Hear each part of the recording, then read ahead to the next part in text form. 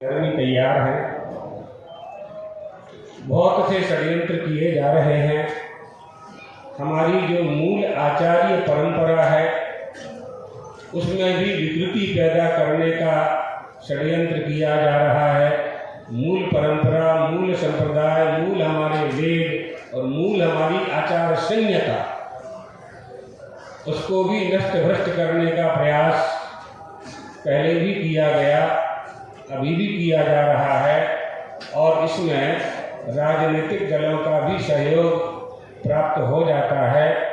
तो फिर ये समस्या आती है कि हम किसे मानें, असली दूध कौन है और नकली दूध कौन है, असली घी कौन है और नकली घी कौन है, असली हिंदू कौन है और नकली हिंदू कौन है ना।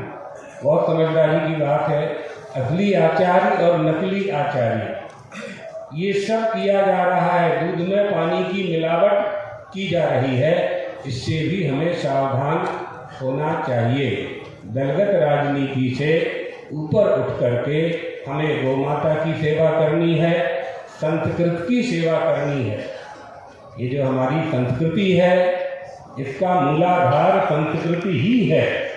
विश्वस्य सर्वेषु देशेषु प्रवर्तमानासु अनेक विधासु संस्कृतिषु, सबसे श्रेष्ठ, सबसे ज्येष्ठ, सबसे श्रेष्ठ, सबसे सम्मान प्राप्त संस्कृति पूरे विश्व में भारत की संस्कृति है। उस भारत की संस्कृति का जो मूलाधार है वो संस्कृत भाषा है। इसलिए उसकी रक्षा करना हम सबका दायित्व है, करना चाहिए।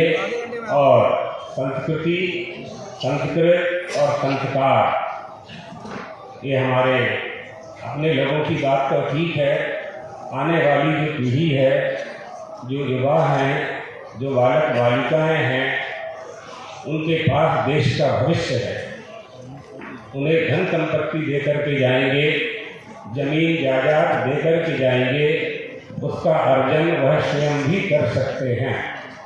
उन्हें हमें संस्कार देकर के जाना है। हमारी शिक्षा में धर्म होना चाहिए, हमारी शिक्षा नीति धर्मानुसारणी होनी चाहिए, हमारे देश की राजनीति धर्म नियंत्रित होना चाहिए। इस संकल्प के साथ जब हम आगे बढ़ेंगे तो देश की सेवा, राष्ट्र की सेवा और धर्म की सेवा कर पाएंगे। तभी हम अपनी सुरक्षा भी कर पाएंगे।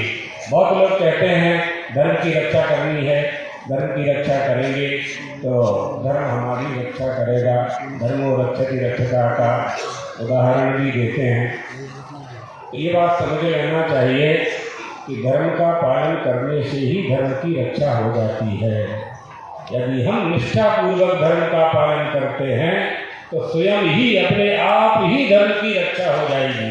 कहीं किसी को कुछ नहीं करना पड़ेगा। हमारे देश में किसी के आक्रमण करने की हिम्मत अब इस समय नहीं है। हमारा देश मजबूत है। हमारे सुरक्षा अधिकारी बलपूर्वक देश की रक्षा कर रहे हैं। हमारी सेना, हमारी आर्मी देश की सीमाओं पर हमारे देश की रक्षा कर रहे हैं। हमें तो अंदर की रक्षा करनी है, अंदर की रक्षा करनी है, देश के भीतर की रक्षा करनी है, बालकों के अंतरात्मा की रक्षा करनी है, बालकों के नीचे, गले के नीचे धर्म को कैसे उतारा जाए ये रक्षा करनी है और ये बहुत आवश्यक है। इसी से हम सुरक्षित होंगे। इसी से हम, बालकों में यदि धार्मिक प्रवृत्ति आ जाती है तो ये हमारे लिए सबसे बड़ी संपत्ति होगी और वह संपत्ति हमारे देश की और हमारे धर्म की रक्षा करने में सक्षम होगी। मनुष्य का देह प्राप्त हुआ है, 84 लाख शरीर में उत्तम देह है, इसका यही उपयोग करना है। वेदव्यास जी कहते हैं मानुष्य मर्थग मनित्य मपीह धीरा।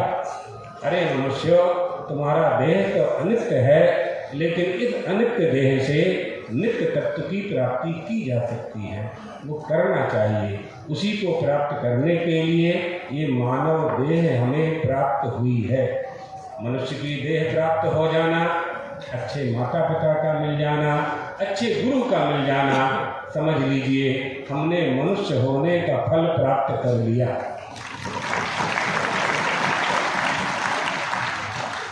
यह निष्ठा आप सबकी बने, देशवासियों की बने।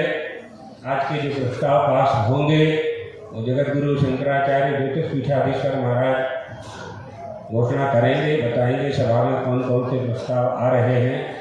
लेकिन हमारा तो इतना ही संदेश है कि धर्म के प्रति हमारी निष्ठा हमें फल प्रदान करेगी।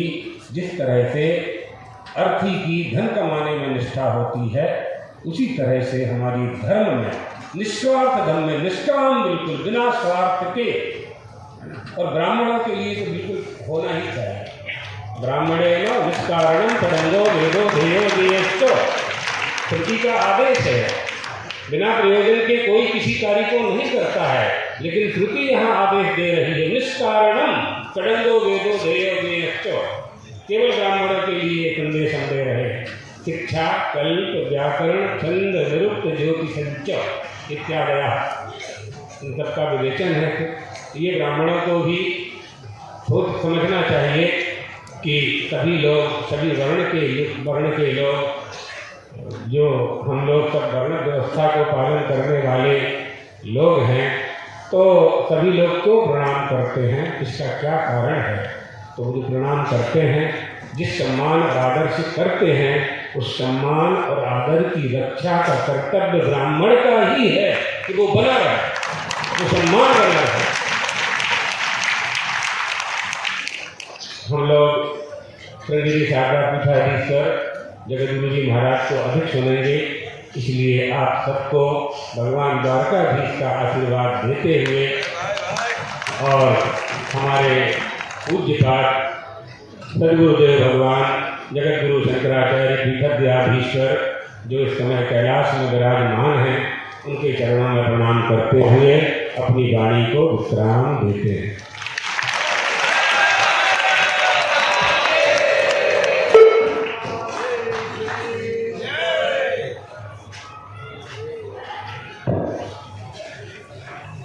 सर्वाराध्य श्रृंगेरी पीठाधीश्वर बिल्कुल शेखर भारती जी का उद्बोधन हम सब सुनेंगे। उनके पूर्व